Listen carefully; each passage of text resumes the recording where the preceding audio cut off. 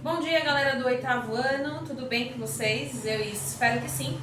Hoje eu preparei muita coisa legal pra gente continuar o tema da aula passada, que é o romantismo nas artes, né? E aí, eu vou começar a falar com vocês sobre um cara muito legal, que nós conhecemos como o nome de Beethoven. Ludwig van Beethoven. O interessante é que esse cara marcou a música bem nesse momento do romantismo. E é bom pra gente entender a explosão de sentimentos de Beethoven, a gente precisa conhecer um pouco sobre a vida dele. E que eu acho que deveria ser mais divulgado, né? Beethoven, ele teve uma infância bem difícil. Ele tinha um tio que era músico e de muito talento. Porém, seu pai, seu progenitor, também era um músico, mas um músico muito medíocre. E pior de tudo é que esse pai ainda gostava de tomar uns gorós e era extremamente violento. E aí, o pai, observando Beethoven, percebeu que ele tinha talento para música e ele começou a treinar esse menino no intuito de ser como Mozart. Mozart, na época, fazia grandes concertos, era um prodígio, era uma criança prodígio, como se fosse a Maísa, hoje em dia, né? Tempos atrás, pequenininha e que se dava bem em tudo. Mozart era assim, e ele se apresentava desde muito jovem e fazia grandes sucessos. E o pai de Beethoven, de Ludwig, ele queria que esse mesmo sucesso e começou a treinar esse menino. Só que a cada erro, em cada treino, Beethoven apanhava muito, muito. E quando ele chegou aos 7 anos de idade, o pai fez um concerto em praça pública e ele foi aplaudido de pé, as pessoas aplaudiram muito. E naquela plateia tinha um professor que olhou para o menino e falou: não, eu vou adotar esse menino musicalmente, eu vou ensiná-lo. Esse menino tem talento. Foi o que salvou também Beethoven da crueldade do pai, dos ensinamentos cruéis do pai, né? E foi também um milagre esse menino não ter desistido da música, porque qualquer outra pessoa, dentro dessas circunstâncias, teria desistido. Mas Beethoven, ele colocava toda a sua emoção nas suas músicas. Engraçado é que ele teve outros irmãos também, Johann van Beethoven, e ele foi fazer uma visita ao irmão anos mais tarde e ele recebeu um cartão de visita do irmão dizendo assim, de um dos empregados da casa, né? Com o nome do irmão e dizendo Johann van Beethoven, proprietário de terras. Aí Beethoven virou o cartão, outro lado, pegou algo e escreveu Ludwig van Beethoven, proprietário de um cérebro, e mandou o servo entregar, o empregado entregar ao irmão. Esse era Beethoven, extremamente verdadeiro, ele tinha muita dificuldade de fazer amigos, ele tinha um temperamento explosivo, talvez, né, marcado aí pela sua infância, a gente não sabe, mas o nível do inconsciente às vezes traz pra gente coisas que aconteceram lá atrás que se refletem no nosso presente. E Beethoven tinha esses acessos, né? O irmão mais velho dele, ele tinha uma aproximação e esse irmão mais velho morreu e deixou um menino. E ele lutou judicialmente porque queria a guarda dessa criança, condenando a mãe dessa criança como imoral. E conseguiu a guarda desse menino, só que ele se tornou um péssimo pai adotivo. Ele fazia a mesma coisa, né, que o pai dele fazia com ele. Ele era cruel, ele batia, ele castigava o menino. O menino, quando chegou a uma idade, ele se inscreveu no exército para se livrar de Beethoven. E tem uma carta que eu descobri dele, Assim, existe um filme de Beethoven que tem uma musa inspiradora, mas que ninguém sabe quem ela é ou quem ela era. Mas, pelo relato aqui, ela não era uma moça liberada. Ela poderia ser proibida, casada, porque olha só o relato deles.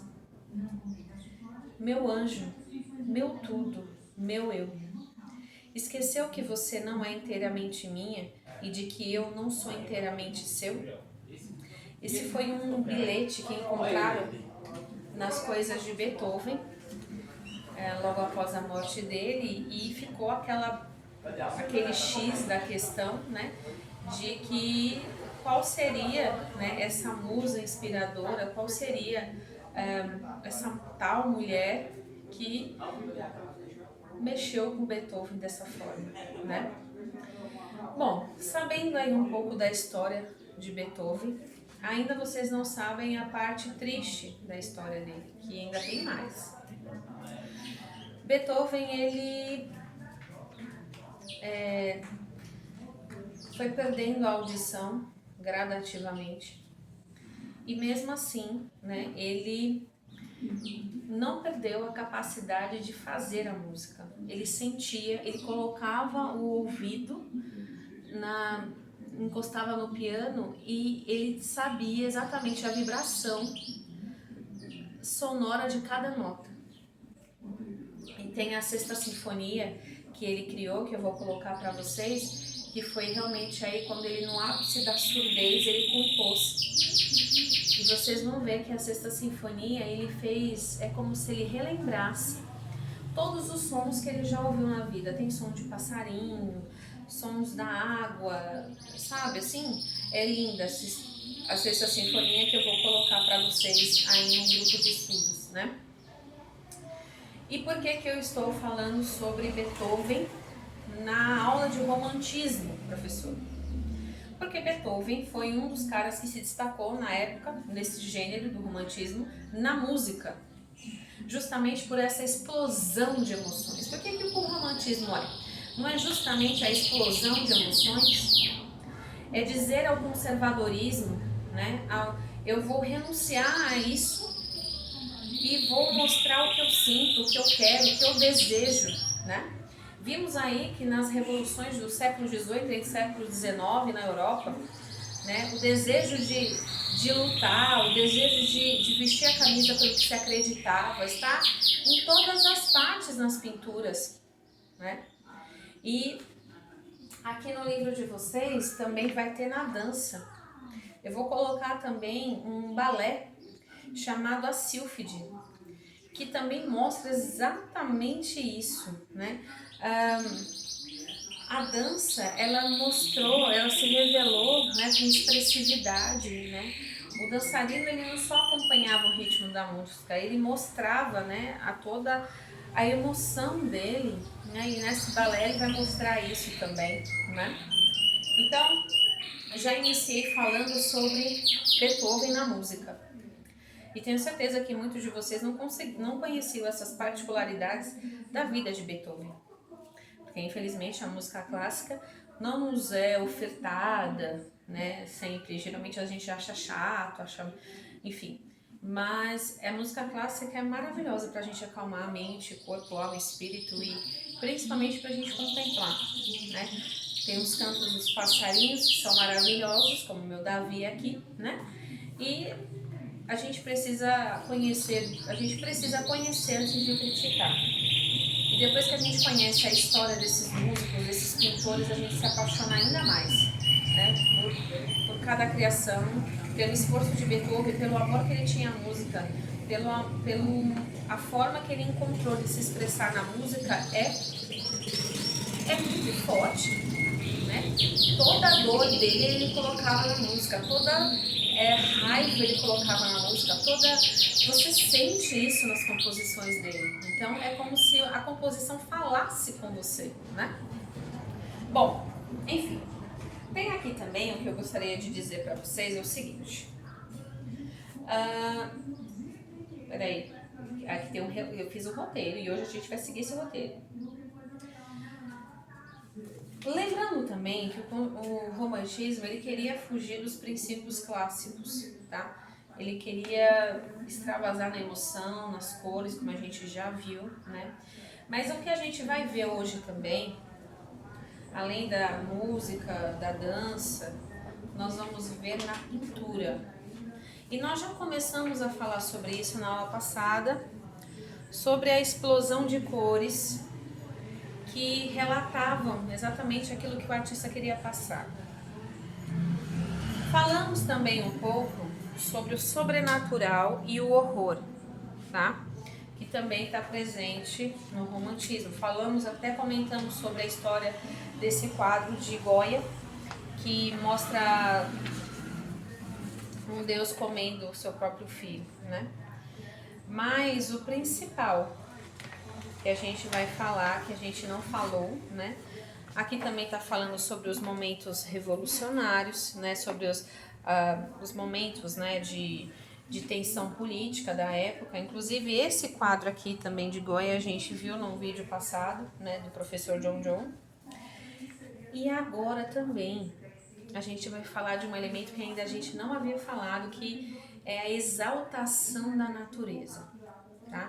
No romantismo a gente tem isso fundamental, é a exaltação da natureza. Então, por esses dois quadros aqui a gente já tem um aqui atrás também, que contempla bem essa paisagem do belo, da natureza, da exaltação realmente, né, desses atributos naturais, né?